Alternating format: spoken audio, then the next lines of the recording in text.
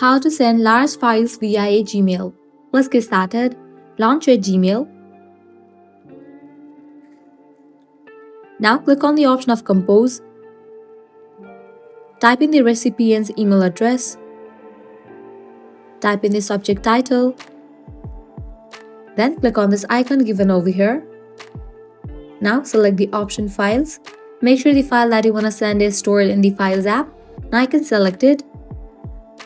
Once you have selected it, click on Open.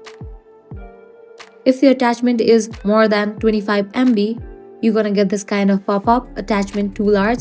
So what you have to do is click on this icon again and select the option of Drive. Make sure the file that you want to share is stored in the drive.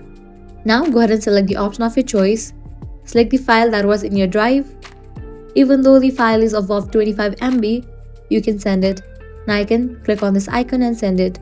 So this way you are able to send large files via Gmail. If this guide was helpful, don't forget to like, share and subscribe to our channel. Thanks for watching.